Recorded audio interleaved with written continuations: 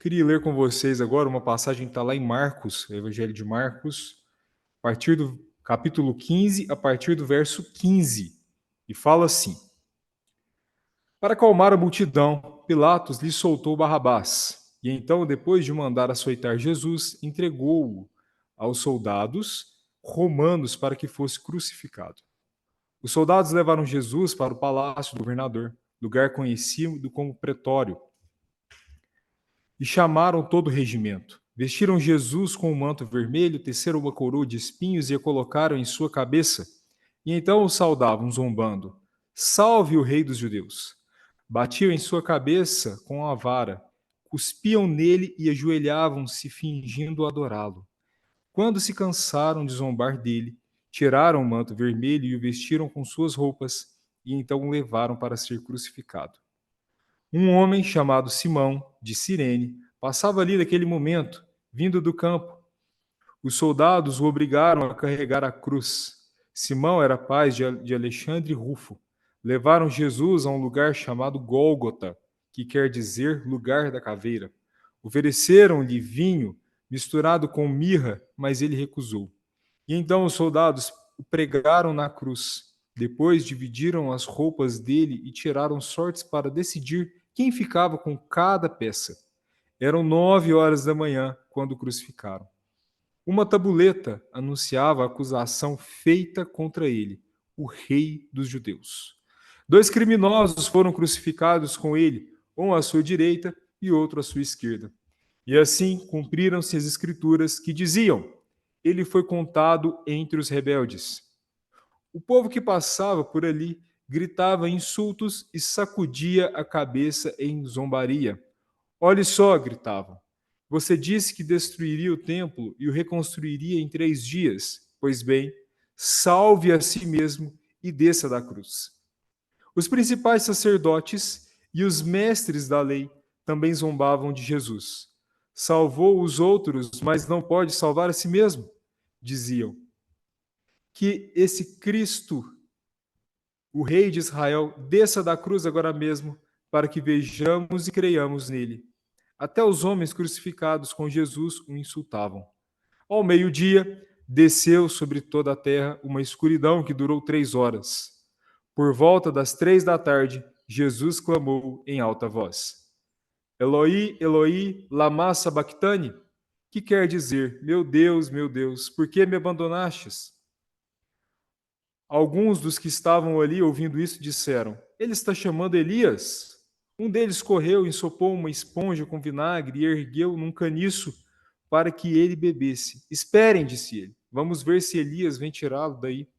E então Jesus clamou em alta voz e deu o último suspiro. A cortina do santuário do templo se rasgou em 2 partes, de cima até embaixo.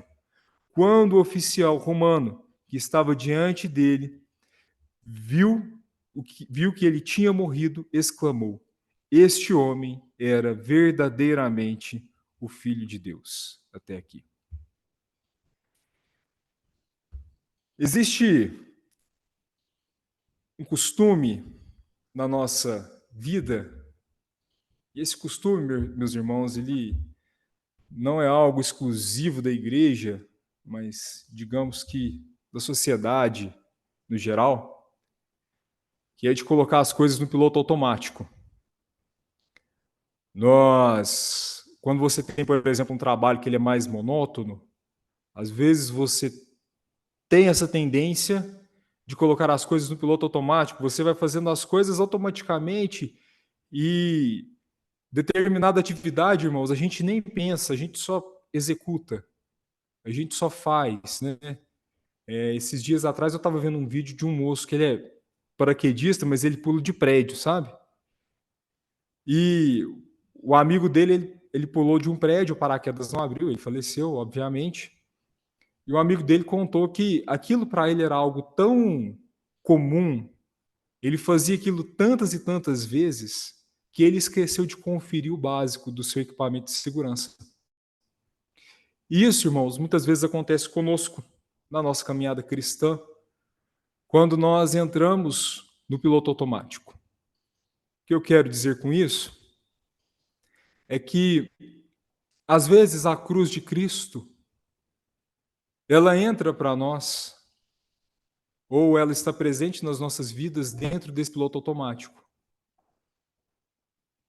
E eu estava refletindo, por que que nós temos essa data comemorativa, que a gente chama de Páscoa, né, para relembrar aí o sacrifício de Jesus? Nós fazemos isso uma vez por ano, e nunca é na mesma data. Por que que nós temos a Semana Santa? Por que que nós fazemos aí o culto de celebração da Páscoa? E eu vejo que um dos grandes motivos que a igreja ela tem essa tradição é para evitar que a morte de Jesus, pelo menos nesse período de tempo, ela não entre no piloto automático. E que a igreja ela não veja a cruz com normalidade. Porque, irmão, se existe algo que a cruz ela não é, é normal. Eu fiz questão de ler um texto um pouco maior, justamente porque, às vezes, quando eu comecei a ler a Bíblia agora, alguns podem até ter pensado, nossa, mas essa história eu sei de cor, eu sei de trás para frente, eu sei tudo o que vai acontecer. E eu ainda peguei o texto mais simples da crucificação, que é o relato de Marcos. E muitos de nós, irmãos, podemos ter essa tendência de, às vezes, pular essa parte, porque a gente já conhece ela a fundo. E essa verdadeira mensagem da cruz, ela deixa de trazer para nós, não o verdadeiro significado, porque a gente sabe que nós somos salvos por Jesus através da cruz, mas ela perde a sua relevância. Ela perde aquilo que ela quer mostrar. E existe um livro, eu até procurei ele aqui, porque eu ia mostrar ele aqui na câmera, mas ele não está aqui em casa, que se chama A Verdade da Cruz, escrita por um teólogo que eu gosto muito dele, que se chama R.C. Sproul. E esse livro, ele tem essa proposta, é um livro bem pequenininho, ele tem essa proposta, irmãos, de trazer à mente da igreja a importância dessa mensagem. O quão central a cruz é para nós. E às vezes nós até sabemos disso, falamos assim, nossa, de fato, a cruz ela é central, mas nós nos esquecemos qual que é o efeito que isso causa nas nossas vidas. O que que a cruz de fato ela simboliza. E nesse livro, Sproul ele conta, né, que logo no comecinho do livro ele conta de um fato que aconteceu na vida dele, que ele estava palestrando em uma faculdade e ele falando a respeito da cruz, contando sobre o que a cruz de fato significa.